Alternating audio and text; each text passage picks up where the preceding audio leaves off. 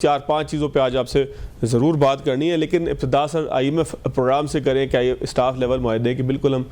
करीब पहुंच चुके हैं। तो अगर हम देखें कि हमने हासिल क्या किया, क्या खोया, क्या पाया, क्योंकि एक आम आदमी को तो यही समझ में आती है कि हम IMF से पूछ के हर चीज़ करने लग गए हैं कि भाई लाइट जला लें, लाइट बंद कर दें, सोलर पे टैक्स लगा दें, सोलर से टैक्स हटा लें, रियल एस्टेट सेक्टर को रिलीफ दे दें, उनसे हटा लें। तो इतना अगर हम टाइट किसी मामले के साथ हैं कि इतनी कॉम्प्लाइंस के अंदर हैं, तो उसका हमें फ़ायदा कुछ हुआ है, होना है आने वाले वक्तों में? दावा दुरुस्त है कि हम ये आखिरी प्रोग्राम की तरफ होंगे? IMF ऐसा होना देगा? क्योंकि एक तबका ऐसा है जो समझता है कि IMF ऐसा होना भी नहीं देगा।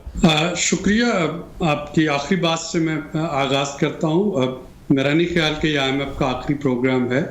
अगर ये प्रोग्राम हम मुकम्मल तौर पे लेटेंट स्पिरिट कंप्लीट कर लेते हैं तो उसके बाद भी शायद चंद प्रोग्राम पाकिस्तान को लेना होंगे, क्योंकि जो हमारा इस वक्त एक्सटर्नल डेट है वो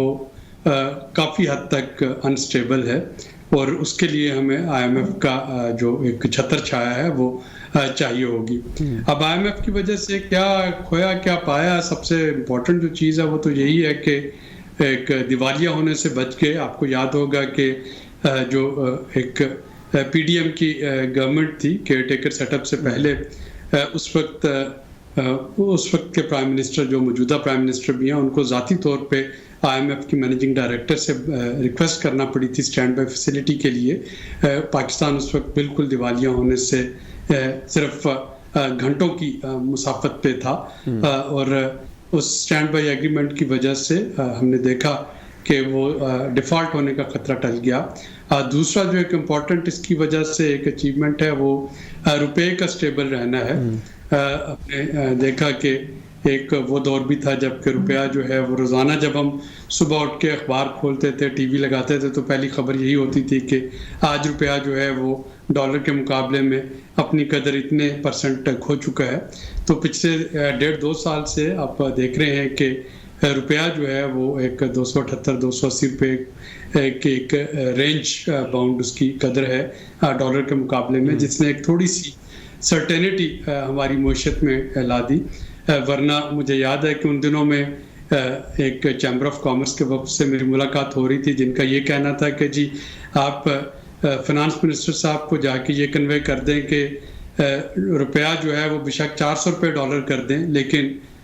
हमें बता दें कि ये 6 महीने रेट यही रहेगा, ताकि हम अपनी इम्पोर्ट एक्सपोर्ट जो है उसके ऑर्डर्स को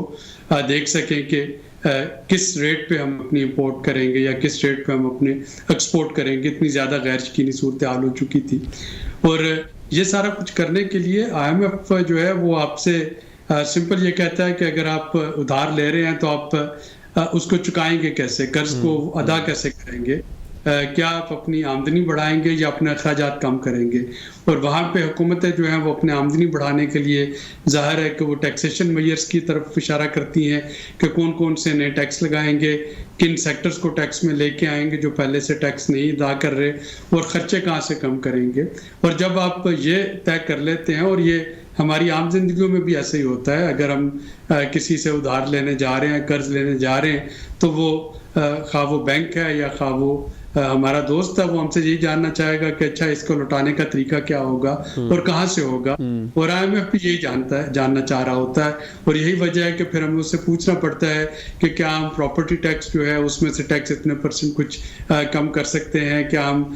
बिजली पे सब्सिडी देने के काबिल होंगे, क्या हम पेट्रोल पे सब्सिडी देने के काबिल होंगे, और अगर नहीं होंगे तो IMF का फौरी सवाल होता है कि अच्छा अगर आप ये करना चाह रहे हैं तो फिर आप इस एक्सपेंस को मीट कहाँ से करेंगे, कहाँ से आप नए रेवेन्यू के मौके जो है वो पैदा करेंगे कि आप इसको कंपनसेट कर सकें। तो ये एक नेचुरल प्रोसेस है जो कि IMF और पाकिस्तान या कोई भी गवर्नमेंट हो पाकिस्तान की जगह उनके दरमियान चलता है। अच्छा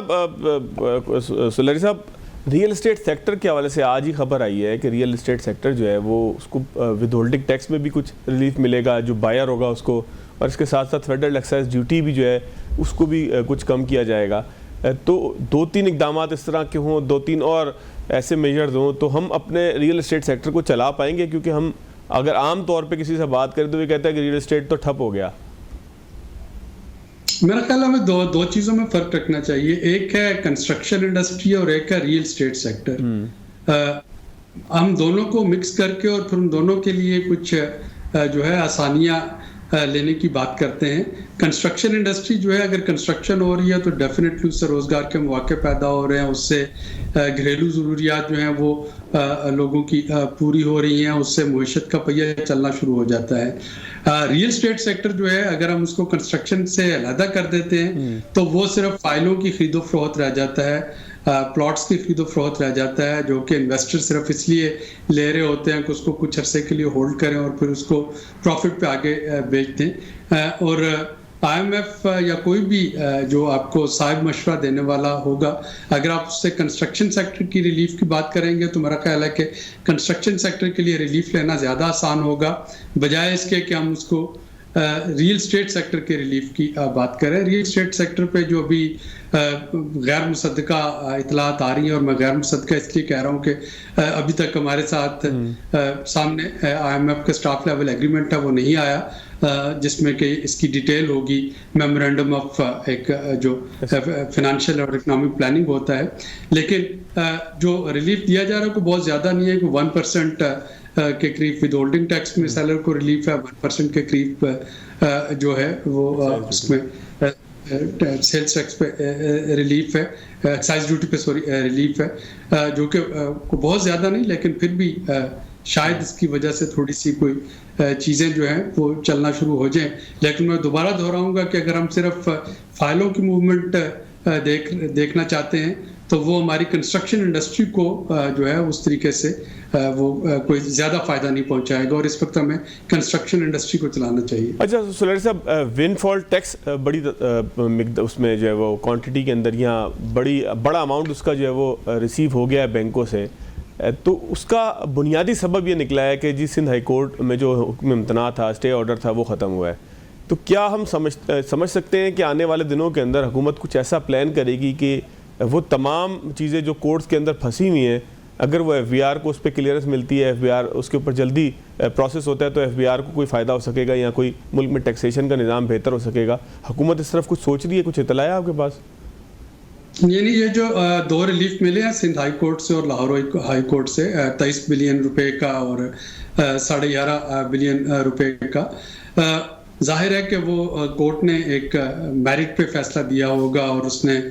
तमाम हकायक जो हैं वो देखे होंगे। इससे जो सिर्फ इन 2 केसेस से सबक निकलता है वो ये है कि अगर हुकूमत अपनी